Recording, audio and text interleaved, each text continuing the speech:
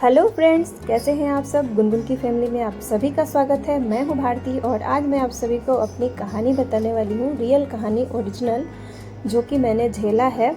और मैं इसलिए ये चीज़ बता रही हूं, आज बहुत ही शॉर्ट्स में बताने वाली हूं, क्योंकि अगर आप सुनेंगे ना इस कहानी को तो आपको जीने का वजूद मिल जाएगा। आपको ये लगेगा कि आपकी ज़िंदगी जो चल रही है ना वो बहुत ही अच्छी है। आप जितना परेशान होते हैं ना, आपको लगेगा कि ये परेशानी कुछ भी नहीं है। और जो ज़िंदगी से हारे हुए लोग हैं ना, जो अपने लक्ष्य को भूल जाते हैं या फिर जो अपने जीवन से परेशान रहते हैं, उनके लिए मैं अपनी ये कहानी, अपनी जर्नी आप सबके साथ शेयर करना चाहती हूँ, जो कल अधूरी रह गई थी। तो देखिए, मेरी शादी 2014 में हुई थी और शादी के 6 महीने बाद ही मैं प्रेग्नेंट हुई थी। और मैं बहुत खुश थी। आप सभी को पता है कि बहुत ज़्यादा खुशी होती है जब पहली बार हम माँ बनने वाले होते हैं या शादी होती है, तो हम नए जोड़े जो होते हैं पिता बनने वाले होते हैं, काफ़ी ज़्यादा खुशी होती है। तो मुझे भी ऐसी ही खुशी हुई थी और हम दोनों बहुत ही ज़्यादा खुश थे। और उन दिनों मेरे हस्बैंड जी जो है वो मुंबई में काम करने आए थे पहली बार, और वो यहाँ पे अच्छे खासे जॉब कर रहे थे। फिर मतलब 1 महीने बाद मेरी थोड़ी थोड़ी ब्लीडिंग जो है वो चालू हो गई थी। तो मेरे पेट में हल्का दर्द भी हो रहा था। घर के लोगों से मैंने पूछा था, मम्मी से, अपने सासू माँ से, और मैं तब अपने पहली बार मायके गई थी और दर्द हो रहा था। तो मैंने पूछा था, बोले थोड़ी थोड़ी होती है, कोई बच्चा मतलब थोड़ा बहुत ब्लीडिंग होके भी वो हो जाता है। तो जो मेरा ये केस था ना, ये 1000 लोगों में किसी एक आदमी को इस चीज़ की दिक्कत हो जाती है, जो मुझे हुई। और फिर जब मैं मेरा ना दर्द होता था तो मैं ये पूछती रहती थी। फिर हम लोग बोले चलो ठीक है, कोई बात नहीं, जब तक 1.5 महीने 2 महीने का नहीं होगा कैसे पता चलेगा अल्ट्रासाउंड में भी कि क्या है नहीं है। तो हम सब घर में ही रहते थे। फिर ऐसे ही चलता रहा। तो 2.5 महीने हुए, फिर हम लोग डॉक्टर के पास गए। उन्होंने जब अल्ट्रासाउंड करा हमारे छपड़ा में ही, तब मैं गांव में रहती थी, तो वहाँ पे चेकअप हुआ तो उन्होंने बताया कि ये मोलर प्रेगनेंसी है, यानी कि ये बच्चा बन ही नहीं रहा है। ये जो सिस्ट बन रहे हैं ये अंगूर के गुच्छे की तरह बन रहे हैं। आप चाहें तो इसे मतलब गूगल करके देख भी सकते हैं, मोलर प्रेगनेंसी क्या होती है। तो उस तरीके से बन रहा है, इसको अबॉर्ट करना पड़ेगा। फिर इमिडिएटली हम लोगों ने अबॉर्शन करा दिया, क्योंकि वो बच्चा था ही नहीं, और जो सिम्टम्स होते हैं पूरे बच्चे के ही होते हैं उस बीमारी में। तो अबॉर्शन हो गया। फिर मैं घर आ गई। उस समय जो मैं दर्द सही, मैं बचपन से ही आपको बताई हूँ कि मैं आयुर्वेद की दवा खाती थी, मैं इंग्लिश दवा खाती ही नहीं थी, मैं एलोपैथिक में मुझे ऐसा कोई कभी तबीयत ही नहीं ख़राब हुआ, कभी ज़रूरत ही नहीं पड़ी। भगवान पूरी तरीके से ना सभी जगह से तोड़ देते हैं। जिसको परेशानी होती है ना उसको चारों तरफ से ही होती है। अब आप सोच सकते हैं कि कितने बड़े सपने और कितनी बड़ी चीज़ें मेरी टूटी हुई थी और मैं किस हालत में थी।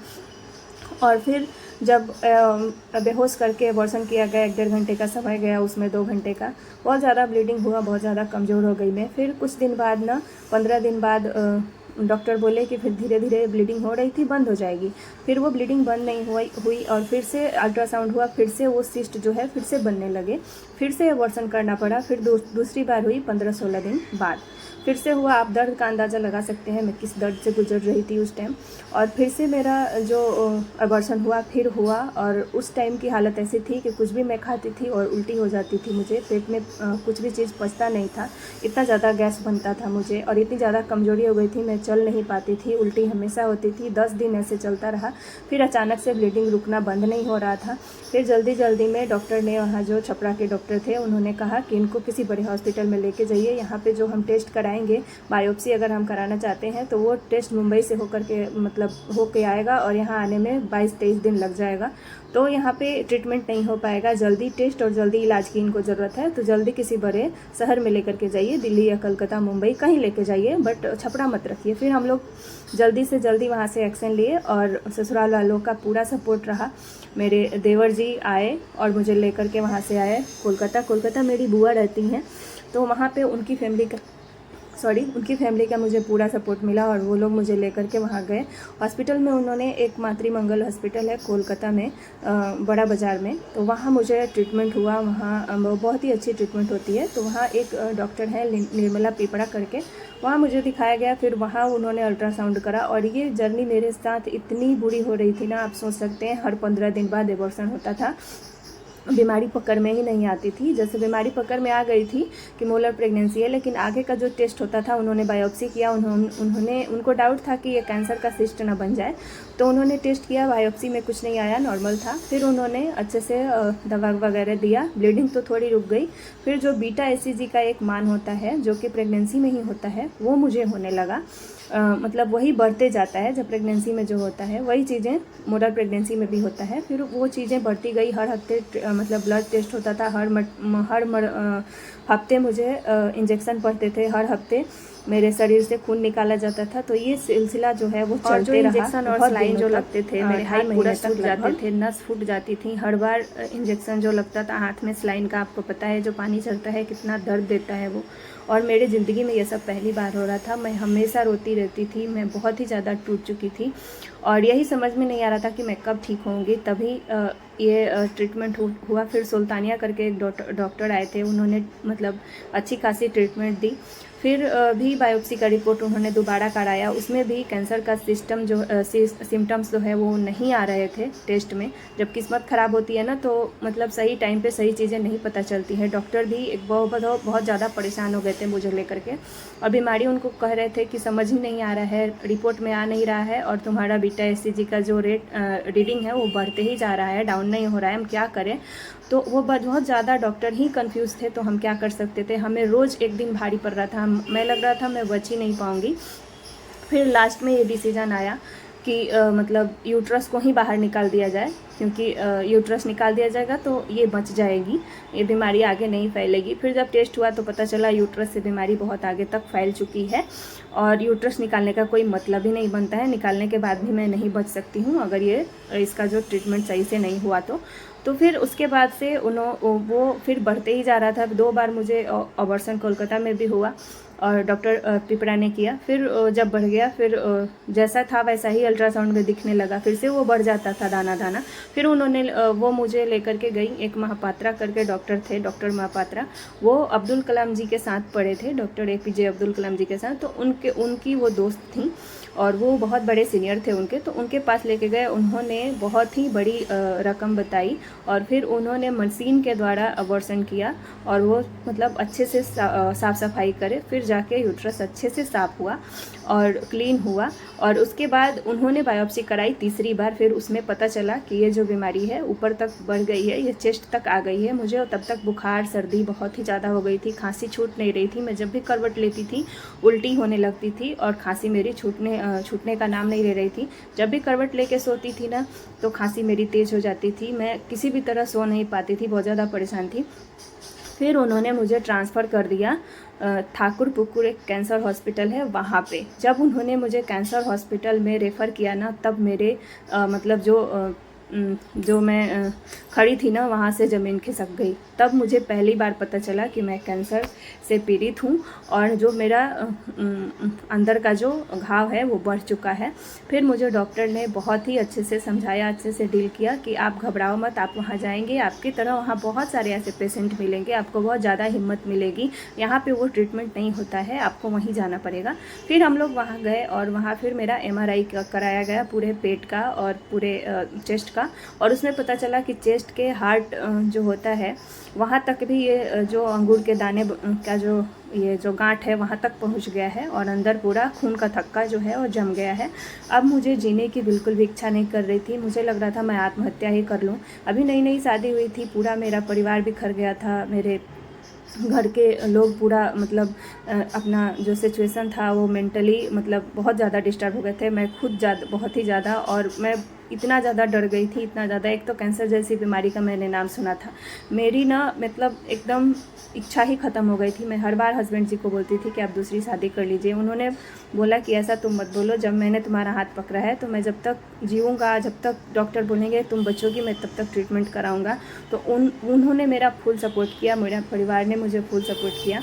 और मेरी सासू माँ यहाँ से चली गई जब ये डिक्लेयर हुआ कि इनको केमोथेरेपी चलाना पड़ेगा। 2 ढाई महीने मैं अपने फूआ के घर रही। वहाँ से मुझे 2 ढाई महीने मेरा जो ट्रीटमेंट चला है वो उनके पास से चला है। उसके बाद मेरी सासू माँ गई और फिर हम लोग अलग रहने लगे, क्योंकि बहुत ही ज़्यादा लंबा समय 6 महीने का रहना होता है जब कीमोथेरेपी चलता है। और जहाँ मेरा फूआ का घर था फूल बागान, वहाँ से बहुत ही दूर था हॉस्पिटल, तो इसलिए मुझे जगह चेंज करना पड़ा। कालीघाट के आसपास में मैं रहने लगी और यहाँ से फिर हम लोग जाने लगे ट्रीटमेंट के लिए। पूरे ट्रीटमेंट में मेरे हस्बैंड जी को जब पता चला कि कैंसर का ये आ गया है रिपोर्ट, फिर वो हमारे मतलब यहाँ से मुंबई से कोलकाता वो फ्लाइट से आते जाते रहते थे और पैसे की बहुत ज़्यादा ही ज़रूरत थी, तो वो काम करना छोड़ के मेरे साथ नहीं रह सकते थे। तो मेरे देवर जी जो थे वो मेरे साथ रहते थे और मेरा उन्होंने फुल सपोर्ट किया। उनका मतलब बहुत ही बड़ा योगदान है। और उसके बाद जब पैसे की ज़रूरत होती थी यहाँ से भेजते थे। मेरे ससुर जी भी गुजरात रहते थे, तो वो भी वहाँ से पैसे भेजते थे। कुछ इन लोगों ने मतलब लोन किया था बैंक से, कुछ मतलब रिश्तेदार से, कुछ दोस्तों से। बहुत सारे कर्ज हो गए थे, क्योंकि हर 20 दिन में 60 से 70 हज़ार रुपये की ज़रूरत पड़ती थी। हर 20 दिन बाद मुझे कीमोथेरेपी चलना था और 6 साइकिल चला मेरा। और पहले साइकिल के बाद ही बाल जो है वो पूरी तरह से ख़त्म हो गए थे। स्थिति बहुत ही ख़राब हो गई थी। मैं यहाँ पे आपको फ़ोटो लगाऊंगी, आप देखिएगा मेरा कैसे कैसे बाल धीरे धीरे आने लगे हैं। बहुत सी ऐसी फ़ोटो थी मेरे पास जो मैंने डिलीट कर दी, क्योंकि मैं ये नहीं चाहती थी कि मैं जीवन में कभी इस पल को देखूं या इस फ़ोटो को देखूं। लेकिन कुछ फ़ोटो मेरे पास है जो मैंने फेसबुक पे सेव करके रखे थे, वो मैं आप सबके साथ शेयर कर रही हूँ। आप अंदाज़ा लगा लीजिएगा, बहुत ही शॉर्ट्स में मैं इस चीज़ को समझा रही हूँ, बता रही हूँ आप सबके सामने कि जीवन इतना आसान नहीं होता है। समस्या सभी के साथ आती हैं, कुछ ज़्यादा कुछ कम। तो कभी हार नहीं मानिएगा अपने ज़िंदगी से। मैं जी गई हूँ, मैं बच गई हूँ, तो आप सब भी अपने लाइफ में आगे बढ़ सकते हैं। जैसे मेरे जीवन में खुशियाँ भगवान ने भरी है, आपको भी भरेंगी। आप कभी उदास मत होइएगा, कभी टूटिएगा नहीं। तो जब मैं डॉक्टर के पास गई, डॉक्टर ने मुझे अच्छे से समझाया कि कैंसर से घबराओ मत, कैंसर एक बीमारी नहीं है, वो एक अंदरूनी घाव होता है। कैंसर बाहर होता है, जैसे पिंपल्स होते हैं, आप दाब के निकाल देते हैं, उसमें का मवाद निकल जाता है, वो ठीक हो जाता है। वैसे ही अंदर ये पिंपल्स हैं, उनको अंदर ये घाव है, मैं उनको अंदर के घावों को ये कीमोथेरेपी से ही ठीक किया जाता है। उन्होंने मेरा दिमाग को हल्का किया और उन्होंने बोला कि सारे डॉक्टर ये मुझे डरा रहे थे जहाँ भी मैं गई थी कि ये बीमारी बहुत ही कम लोगों को होती है, इसका इलाज मतलब रेयर केस में ही हो पाता है। लेकिन जब मैं कैंसर हॉस्पिटल में गई, डॉक्टर मंडल करके वहाँ पे एक मतलब डॉक्टर थे, बहुत ही ज़्यादा बुजुर्ग हैं, वो आज भी हैं। उन्होंने मुझे बताया कि आप बिल्कुल भी मत घबराओ, तुम्हारे जैसा पेशेंट 2 पेशेंट को मैंने ठीक करके भेजा है, वो भी तुमसे भी ज़्यादा डेंजरस स्थिति में। फिर मुझे जीने की कुछ आशा नज़र आई। मेरे हस्बैंड जी को भी थोड़ी हिम्मत मिली कि चलो अब तुम ठीक हो जाओगी। मुझे भी लगा कि अब मैं ठीक हो जाऊंगी। फिर मेरा जो स्कैन हुआ था उसके रिपोर्ट आने के बाद, जब कीमोथेरेपी मेरा 2 साइकिल चल गया था, फिर से मेरा टेस्ट किया गया MRI, और फिर उसमें पता चला कि रिकवर हो रहा है, अच्छा हो रहा है। फिर डॉक्टर ने मुझे सलाह दिया कि आप नॉनवेज खाना शुरू कर दीजिए, क्योंकि आपका ज़्यादा हाई प्रोटीन और हाई मतलब ताकत की ज़रूरत है फाइट करने के लिए, लड़ने के लिए। लेकिन मैंने बचपन से ही खाया नहीं था, तो मैंने नहीं खाया। फिर उन्होंने मुझे ऑप्शन में बताया कि आप वेज ही खाओ, तो आप वेज से ही सही हो जाओगे। पहले तो उन्होंने बहुत पुश किया, बहुत माइंड वॉश किया कि आप मतलब नॉनवेज खाना शुरू कर दीजिए। और अपनी ज़िंदगी को बचाने के लिए बहुत सारे लोग वहाँ पे थे जिन्होंने खाना शुरू भी कर लिया था, लेकिन मेरे से नहीं हुआ, तो मैं सफ़र नहीं कर पाई। यह नहीं कि कोशिश नहीं करी गई। मेरे हस्बैंड जी ने एक बार अंडा खिला करके कोशिश करा था, लेकिन वो हो नहीं पाया। मैं और भी ज़्यादा बीमार पड़ गई। फिर डॉक्टर ने ही मना कर दिया कि इनको फोर्स मत करिए, इनके दिमाग में दूसरी चीज़ें चल रही हैं, इनको वेजिटेरियन ही रहने दीजिए, उसी में इनका ट्रीटमेंट होगा।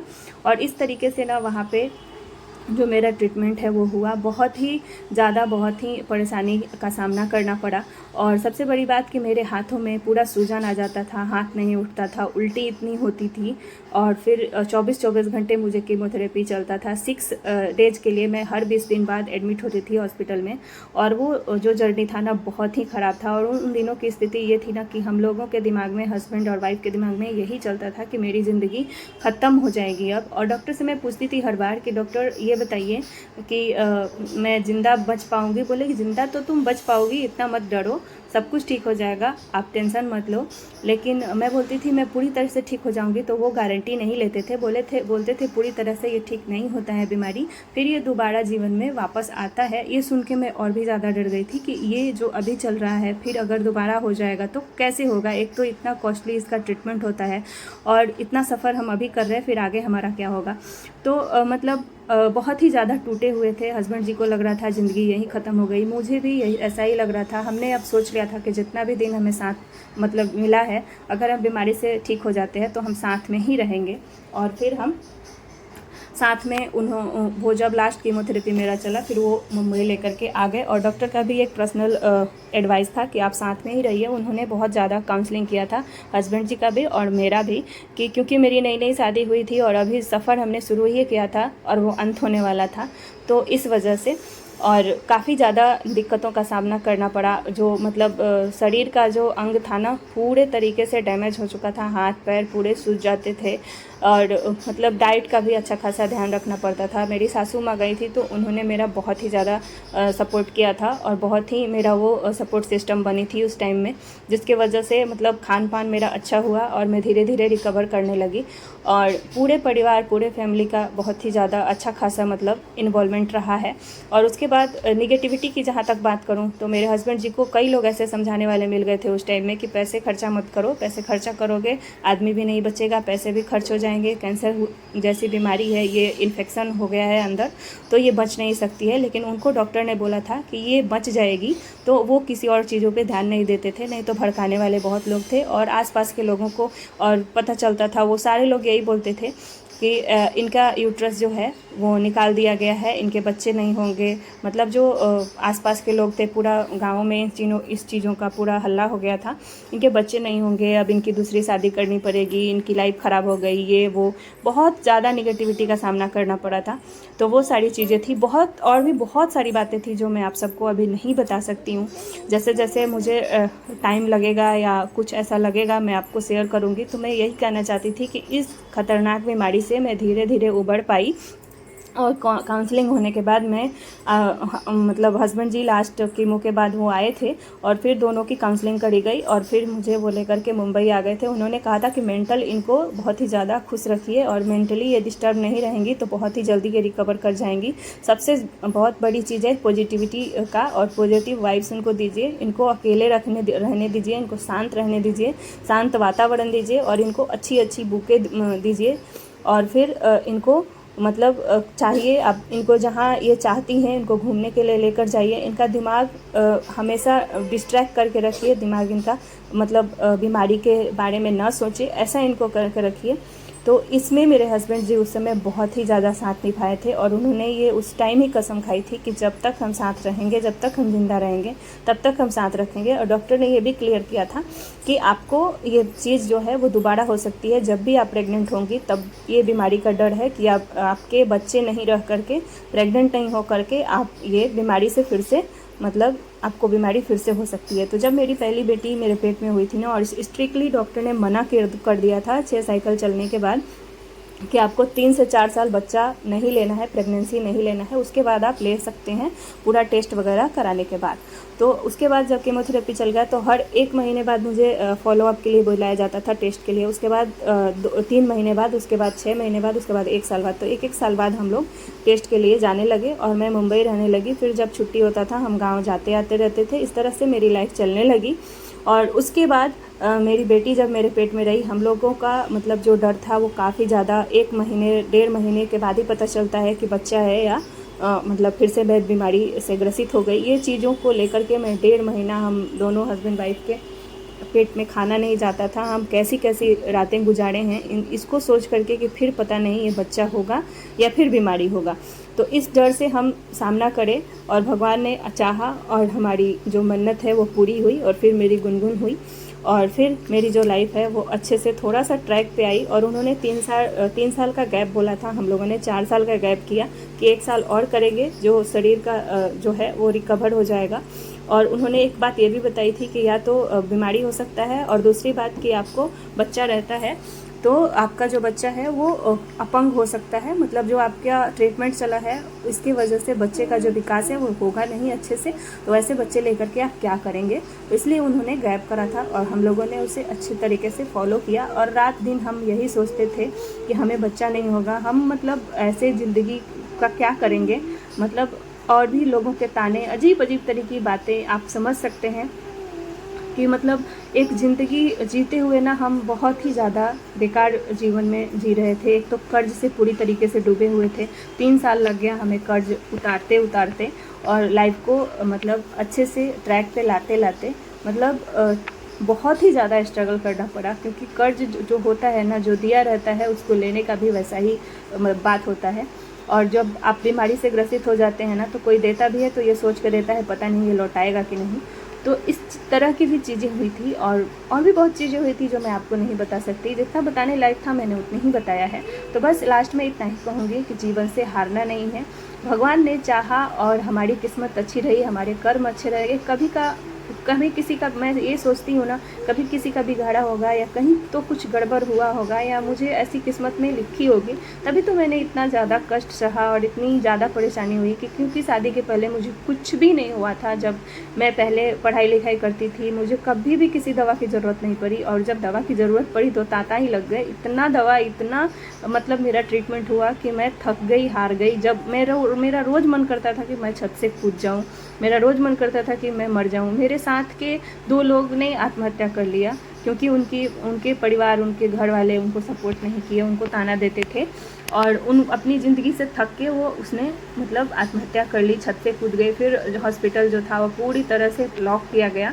छत पे जो बालकनी थी उसको लॉक किया गया, वहाँ ग्रिल लगाया गया, ताला लगाया गया कि कोई बालकनी में नहीं जाएगा कोई भी पेशेंट, क्योंकि ऐसी घटना हो गई थी। और मतलब ज़िंदगी से जब आदमी हारता है ना तो बस यही तो सोचता है, दूसरा क्या सोचेगा कि अब जी के ही क्या करेंगे। जो हैं वो तो अच्छे से बोल ही नहीं रहे हैं, अच्छे से व्यवहार ही नहीं कर रहे, तो फिर जीना क्या मतलब बनता है। लेकिन इसी स्थिति में अपने हिम्मत को बनाए रखना चाहिए। और जिनके भी परिवार में थोड़ी बहुत प्रॉब्लम आ रही है, वो अपने सपने को नहीं पूरा करना चाह रहे हैं, नहीं पूरा कर रहे हैं, कोई सपोर्ट नहीं करता, तो आप खुद का सपोर्ट आप खुद बनिए, खुद अपने स्टैंड लीजिए, खुद खड़े होइए और अपने समय में से निकालिए। आपको ये नहीं ना कोई कर रहा है कि आप पढ़ाई मत करो, आपको समय नहीं मिल रहा है तो आप अपने सोने के टाइम को चुराइए, आप मत सोइए। अगर आपका सपना है, अगर आप आगे बढ़ना चाहते हैं तो। और उसी के बाद ऐसा मेरा लाइफ बना कि एक मेरी बेटी हो गई, मेरे ज़िंदगी में खुशियों की लहर दौड़ी। और फिर 3 साल बाद मैंने फिर दूसरी बेबी की प्लानिंग करी और फिर मेरा बेटा भी हुआ। और सेम वही चीज़ जब बाबू भी मेरा होने वाला था तब भी हम दोनों के मन में सिर्फ यही सी बात का डर था कि बेबी होगा या फिर मेरा बीमारी रिपीट होगा। क्योंकि डॉक्टर हर बार ये चीज़ कहते हैं कि जब भी तुम्हारी प्रेगनेंसी होगी तभी तुम्हारा मतलब जो है वो बीमारी होने का चांसेस रहता है। तो बहुत ही ज़्यादा मतलब डर लग रहा था, बहुत ज़्यादा। जब तक हमारा 1.5 महीना नहीं बीतता है तब तक हम बहुत ही ज़्यादा सदमे में रहते हैं। और भगवान की कृपा हुई, असीम कृपा हुई कि फिर मेरा बाबू भी हो गया। और फिर जो है वो मुझे फिर 1 साल बाद बुलाते हैं, तो मेरा 1 साल कंप्लीट हो गया है। और फिर मैं कोलकाता जाने वाली हूँ अपने फॉलोअप के लिए डॉक्टर के पास, तो भी मैं आप सबके साथ शेयर करूँगी ही। ये थी मेरी पूरी कहानी जब से मेरी शादी हुई है तब से लेके अभी तक। छोटे से बातों के ज़रिए मैंने अपनी बात आपके साथ रखी है। और इसी तरह मेरी लाइफ जो है वो चल रही है, अभी अच्छी है। लेकिन जो मेरे सपने हैं वो अधूरे हैं, तो उनके लिए मैं लड़ाई अभी भी ले रही हूँ। और जो मेरी पढ़ाई है वो थोड़ी सी इधर उधर चल ही रही है। और जैसा कि आपने देखा मैं संघर्ष करते, तो जैसे मैंने अपने बीमारी से जीता है, जैसे मैंने अपने बीमारी को हराया है, वैसे ही अपने जीवन में भी मैं जीत जाऊँगी, यही सोच के साथ मैं आगे बढ़ती हूँ।